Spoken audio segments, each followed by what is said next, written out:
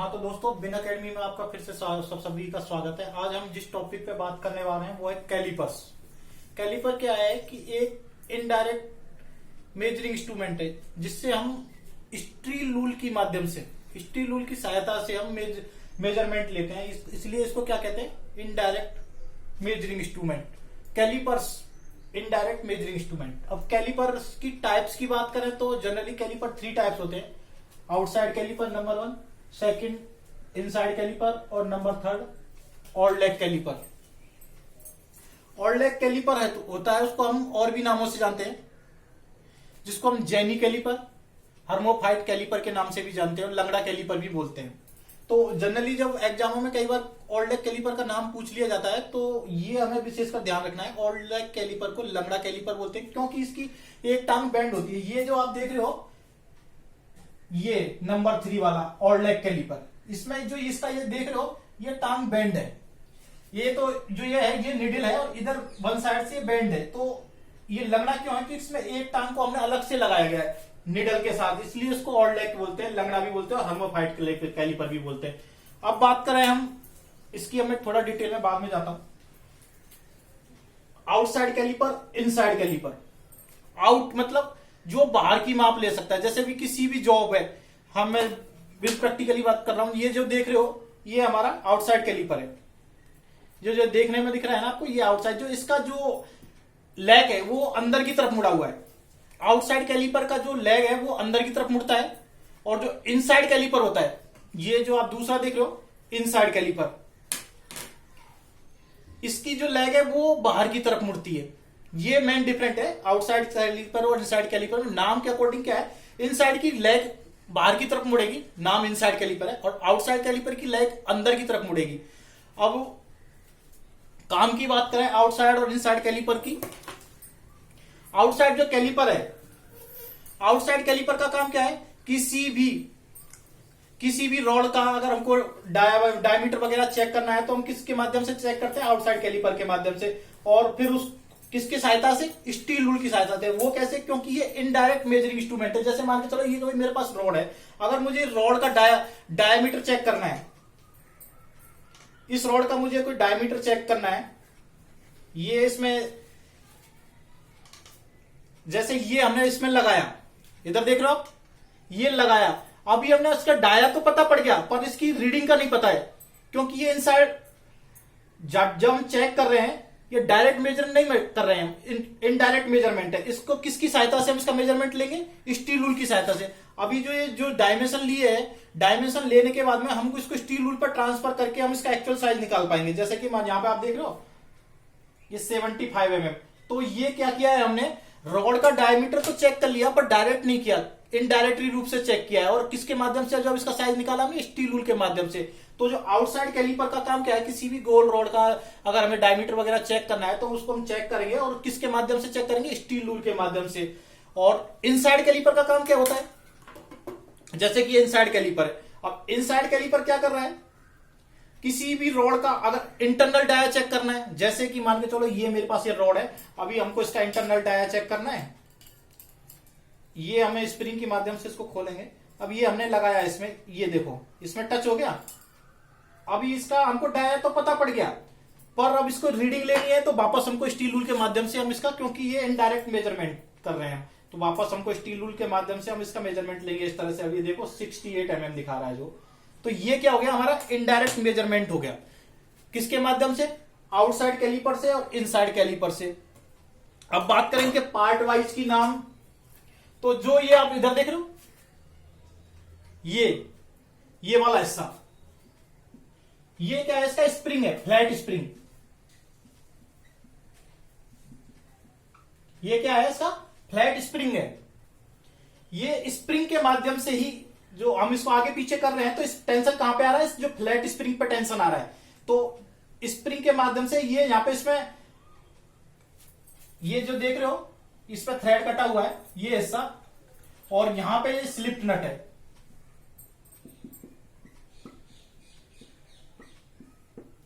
इस नट के माध्यम से हम इसको आगे पीछे मूवमेंट करते हैं साइज मेजरमेंट करने के लिए।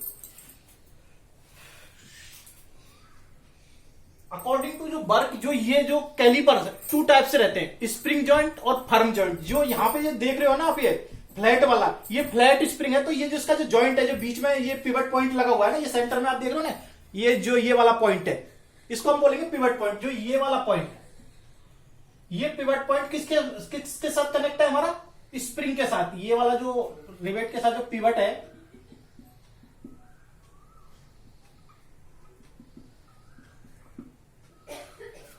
ये जो पिवट है हमारा कनेक्ट है इसके साथ। और जो दूसरा टाइप का होता है उसमें हम क्या होता है, स्प्रिंग नहीं होता, डायरेक्ट होता है फर्म जॉइंट में। एक तो क्या हो गया हमारा स्प्रिंग जॉइंट हो गया, और दूसरा कौन सा टाइप का हो गया? Firm joint.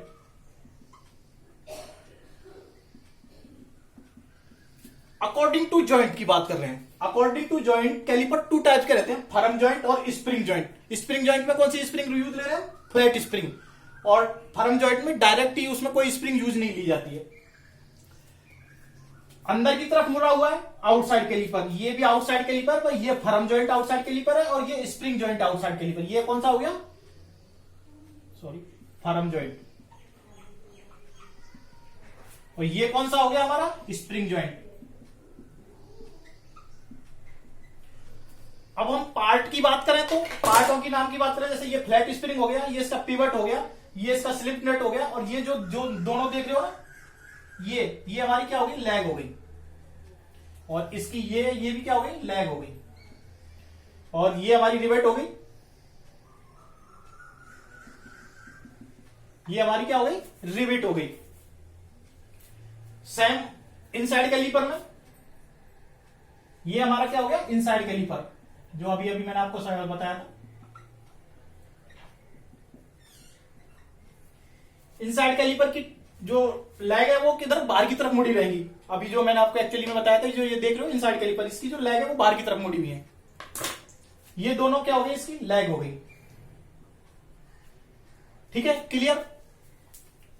अब बात करें मटेरियल की। जनरली जितने भी हमारे आउटसाइड कैलिपर, इनसाइड कैलिपर या जेनी कैलिपर है या डिवाइडर है, मटेरियल की बात करें तो एक सेकेंड,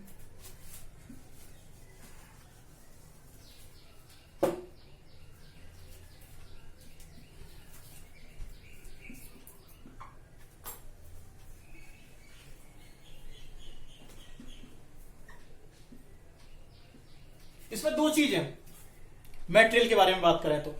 जनरली तो जो हमारे आउटसाइड कैलिपर है, इनसाइड कैलिपर है, वो किसके बने होते हैं? माइल्ड स्टील के। अगर माइल्ड स्टील के बने हैं तो माइल्ड स्टील में क्या होता है? सॉफ्ट मटेरियल होता है। जब हम इसके काम लेंगे तो इसके पॉइंट क्या होंगे? घिस जाएंगे। पर हमको क्या जरूरत है? हमारे पॉइंट घिसे नहीं।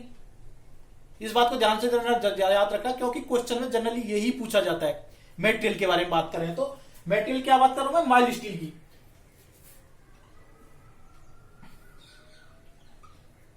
माइल्ड स्टील में क्या होता है? जब हम माइल्ड स्टील को यूज लेंगे, सॉफ्ट मटेरियल होने के कारण इसमें कार्बन की मात्रा कम होती है। माइल्ड स्टील में कार्बन की मात्रा कम होने के कारण क्या होता है कि इसके जब हम पॉइंट यूज लेते हैं तो घिस जाते हैं। उस प्रॉब्लम को सॉल्व करने के लिए जितने भी हमारे जो कैलिपर्स वगैरह होते हैं, तो उसको हम क्या करते हैं? केस हार्डिंग करके चलते हैं। क्या करते हैं? केस हार्डिंग करते हैं। और दूसरे मटेरियल की बात करें तो हाई कार्बन स्टील के बने होते हैं। हाई कार्बन स्टील के मटेरियल को हम केस हार्डिंग नहीं करते। हाई कार्बन स्टील के मटेरियल को क्या करते हैं? हार्ड एंड टेम्पर करते हैं। हार्ड एंड टेम्पर, ये जो दो चीज है विशेषकर नोट्स याद रखना। माइल्ड स्टील के कंपोनेंट को क्या करते हैं? हम केस हार्डिंग करते हैं। और हाई कार्बन स्टील के कंपोनेंट को क्या करते हैं? हार्ड एंड टेम्पर करते हैं। अभी मैं हार्ड एंड टेम्पर और केस हार्डिंग के बारे में मैं मेरे नेक्स्ट वीडियो में डिटेल से बात करूंगा कि केस हार्डिंग क्या है और हार्ड एंड टेम्पर क्या है। अभी फिलहाल मैं कैलिपर्स के बारे में बात कर रहा हूं, पर सिंपल सा समझा देता हूं। केस हार्डिंग में क्या होते हैं? एक्स्ट्रा कार्बन मात्रा, उसमें एक कार्बन का बॉक्स लेते हैं, उसके अंदर उसको डाल देते हैं, जो कार्बन जिसमें हमारे कोयला वगैरह और रबर वगैरह, उसके साथ बॉक्स के अंदर इसके पॉइंटों को और फिर इसमें गर्म करने के बाद में उसमें कुछ मात्रा कार्बन की डाल देता है। तो उस तरह से हम उसको केस हार्डिंग करते हैं। इसके बारे में नेक्स्ट वीडियो में डिटेल से समझाऊंगा। ठीक है, मटेरियल की बात करें तो माइल्ड स्टील के हैं तो उसको क्या करेंगे? हम केस हार्डिंग करेंगे। और अगर हाई कार्बन स्टील के हैं तो उनको हार्ड एंड टेम्पर करेंगे। अब बात करें इसकी साइज की, जो जनरली कई बार एग्जाम में पूछा जाता है कि कैलिपर का साइज कहां से लिया जाता है।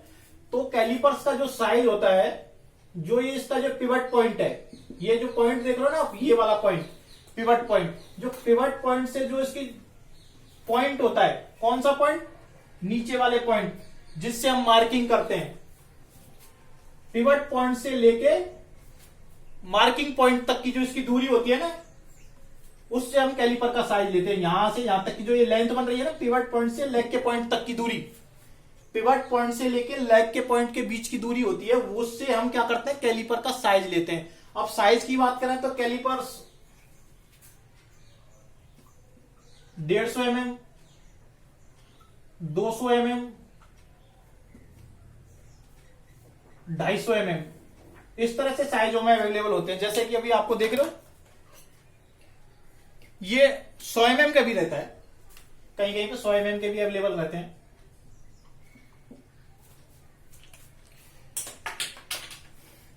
ये 150 mm का है। लेंथ की बात करें तो ये इससे बड़ा है, ये हमारा 200 mm की लेंथ में है।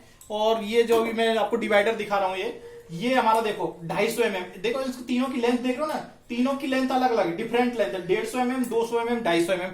तो कैलिपर्स का जब जनरली कई बार साइज पूछा जाता है तो क्या बताना है, 150 mm, 200 mm, 250 mm। मेटेरियल की बात करें तो माइल्ड स्टील है तो उसको हम केस हार्डिंग करेंगे, अगर हाई कार्बन स्टील है तो उसको हार्ड एंड टेम्पर करेंगे।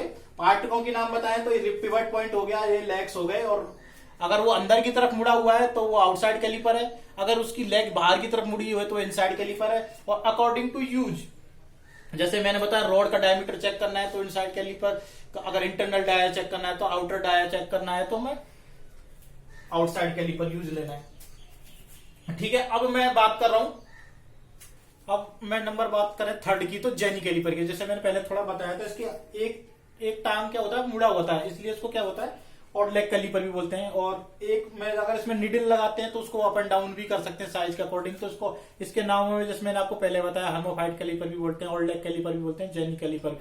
अब बात करें इसके यूज की, यूज की बात करें तो मेन यूज तो क्या है, पैरेलल लाइन खींच सकता है, क्योंकि इसका वन साइड क्या होता है, एज मुड़ा रहता है और एक वन साइड में पॉइंट रहता है। जो ये आप जो फिगर देख रहे हो, इसमें हम क्या करें, जो एक ग्रुप बन रहा है इसके अंदर हम ये जो पैरेलल लाइन खींच रहे हैं, ये जो पॉइंट है इससे हम क्या पैरेलल लाइन खींच रहे हैं, ये जो लाइन जा रही है पैरेलल, सपोर्ट कहां ले रहे हैं, जो ये लेग बेंड है हमारी, इसको हम इस कीवे के साथ साथ हमने पकड़ के और हम इसके साथ पैरेलल लाइन खींच सकते हैं। तो फर्स्ट यूज क्या हो गया, पैरेलल लाइन, हम इसके माध्यम से क्या कर सकते हैं, पैरेलल लाइन खींच सकते हैं। अभी सेकंड यूज की बात करें तो जैसे कि कैलिपर्स है हमारा जो बेंड वाला, जैसे मान के चलो ये रॉड है, ये जो आप फिगर देख रहे हो ये कोई रॉड है, अगर हमें इसका सेंटर निकालना है, राउंड रॉड का सेंटर, सेकंड यूज की बात करें तो किसी भी गोल ड्रॉप का अगर हमें सेंटर निकालना है तो किसके माध्यम से निकालेंगे, जेनी कैलिपर से। कैसे निकालेंगे, जैसे मान के चलो हमने जेनी कैलिपर लिया, उसका बेंड वाला हिस्सा इधर हमने टच किया, ये वाला हमारा जो हिस्सा है यहाँ पे हमने बेंड वाला हिस्सा टच किया, उसके बाद में पॉइंट वाला हिस्सा ऐसे टच किया तो इधर एक आर्क मारा, क्लियर। फिर वन साइड एक बार इधर से किया, फिर सेकंड बार हमने इधर से लिया, फिर इधर से एक बार आर्क मारा, क्लियर। फिर ऐसे चारों तरफ से इसके चारों पॉइंटों पे हम आर्क मारते हैं, 2 बार इधर से मारा, 2 बार इधर से मारा, तो ये सारे आर्क एक दूसरे को क्रॉस में कटेंगे। काटने के बाद में क्या करना है, जैसे जहां पे हमारे आर्क कट रहे हैं उसके बाद में उस पर हमको स्केल के माध्यम से उसको पॉइंट को मैच कर देना। जैसे मैं आपको क्लियर समझा देता हूं, मान के चलो ये कोई रोड है, हमको यहाँ पे अगर इस समय मेरे पास जेनी कैलिपर अवेलेबल नहीं है, फिर समझा दो, जैसे इस तरह से हमने एक आर्क मारा, दूसरी साइड में गए, फिर उधर से फिर एक ऐसे आर्क मारा, फिर एक रोड लिया, फिर ऐसे आर्क मारा, फिर उसके बाद में हमारे इधर से गए चौथी बार, फिर हमने इधर से एक आर्क मारा। ये जो अभी हम देख रहे हो 4 आर्क मार चुके हैं। उसके बाद में हमको क्या करना है, ये आर्कों को आपस में मैच कर देना है, जहां पे जिस पॉइंट पे हमारे आर्क मैच कर रहे हैं।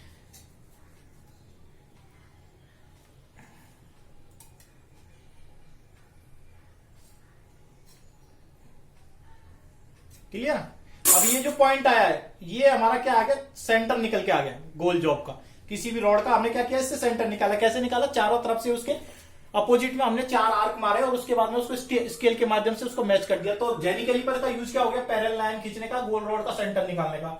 आउटसाइड कैलिपर का जैसे मैंने बताया था, किसी भी आउटर डायड को हम चेक कर रहे हैं किसके माध्यम से, आउटसाइड कैलिपर के। इनसाइड कैलिपर के जैसे कि ये कोई कीवे है उसका हम बोर चेक कर रहे हैं, क्लियर। तो थैंक यू मेरा वीडियो देखने के लिए। आज तक अभी तक आपने मेरा वीडियो सब्सक्राइब नहीं किया है तो प्लीज सब्सक्राइब करें।